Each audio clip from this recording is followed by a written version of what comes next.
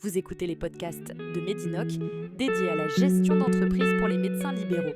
Dans ce nouvel épisode, nous vous aiderons à comprendre l'ensemble des démarches à effectuer lorsque vous prenez votre retraite en tant que médecin libéral, qu'il s'agisse d'un arrêt définitif, d'un maintien d'activité ou d'un cumul emploi-retraite, afin d'anticiper chaque étape et de sécuriser votre situation professionnelle, administrative et personnelle. Le départ à la retraite d'un médecin libéral correspond juridiquement à une cessation d'activité. Cette cessation peut être définitive ou s'accompagner d'un maintien partiel de l'activité, de remplacement ponctuel ou d'une reprise ultérieure dans le cadre du cumul emploi-retraite. Dans tous les cas, elle entraîne des conséquences importantes sur les plans ordinal, social, fiscal et assurantiel qui nécessitent une anticipation rigoureuse.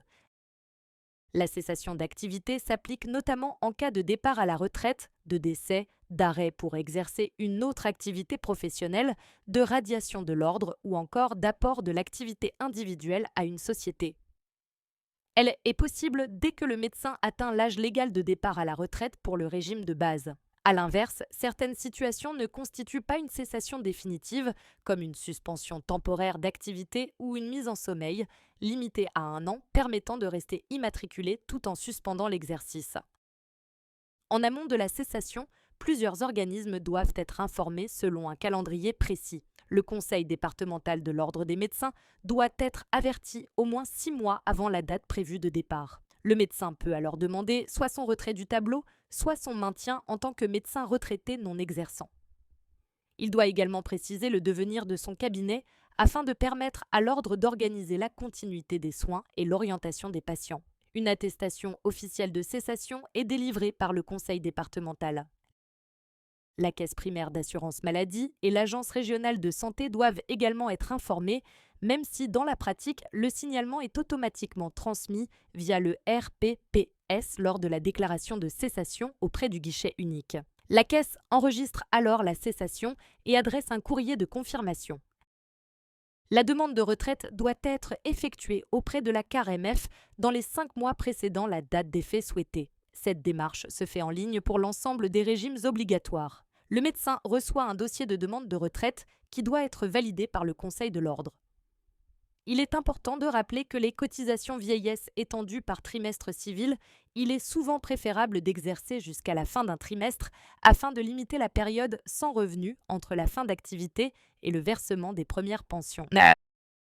Dans les 30 jours suivant l'arrêt effectif de l'activité, la cessation doit être déclarée via le guichet unique de l'INPI. Cette formalité permet d'informer automatiquement l'INSEE, l'URSSAF, la CEPAM et l'administration fiscale. Une vigilance particulière est nécessaire pour s'assurer que l'URSSAF a bien pris en compte la cessation afin d'éviter la poursuite indue des appels de cotisation. Si le médecin est adhérent à une association de gestion agréée, celle-ci doit également être informée. Après l'arrêt de l'activité, plusieurs obligations subsistent. La cessation entraîne l'imposition immédiate des bénéfices non encore taxés et la constatation des plus-values professionnelles.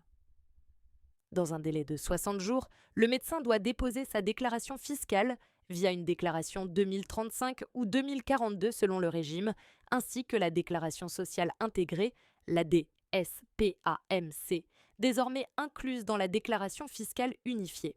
Les cotisations sociales sont alors calculées au prorata du temps d'activité et doivent être réglées dans les 30 jours suivant notification. Lorsque le médecin est redevable de la TVA ou de la taxe sur les salaires, des déclarations spécifiques doivent être déposées dans les délais réglementaires. La contribution économique territoriale doit également être régularisée avec la possibilité de demander un dégrèvement de la cotisation foncière des entreprises en cas de cessation en cours d'année. Le médecin peut choisir de rester inscrit à l'ordre en tant que médecin retraité non exerçant. Cette option permet de conserver certains droits, notamment la possibilité de soigner gratuitement ses proches, d'intervenir en situation d'urgence et de rester en lien avec la profession. A l'inverse, une radiation est possible, mais elle empêche toute prescription ultérieure sans réinscription complète. Le départ à la retraite implique également des démarches pratiques, résiliation du bail professionnel, dénonciation des contrats de service et d'assurance, mise à jour ou maintien de la responsabilité civile professionnelle, destruction sécurisée des documents administratifs, désinscription des annuaires professionnels et choix d'un médecin traitant pour soi-même. Les obligations vis-à-vis des patients, des confrères et des salariés sont centrales. Les patients doivent être informés suffisamment tôt afin d'assurer la continuité des soins avec transmission des dossiers médicaux selon les règles déontologiques. Les confrères, pharmacies et laboratoires doivent être avertis de manière confraternelle. En présence de salariés, la cessation sans reprise du cabinet correspond à un licenciement économique, tandis qu'en cas de reprise par un successeur, les contrats de travail sont automatiquement transférés.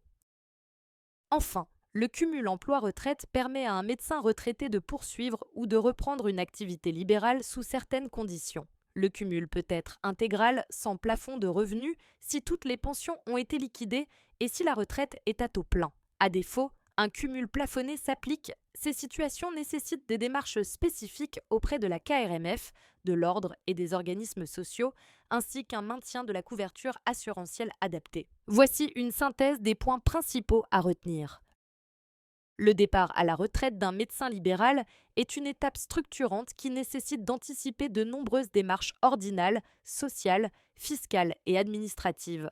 Informer les organismes concernés, organiser la continuité des soins, sécuriser sa situation assurantielle et maîtriser les règles du cumul emploi-retraite sont indispensables pour vivre cette transition sereinement et en conformité avec la réglementation. Nous espérons que ces quelques conseils pratiques vous seront utiles. Retrouvez l'ensemble de nos outils sur notre site internet medinoc.org.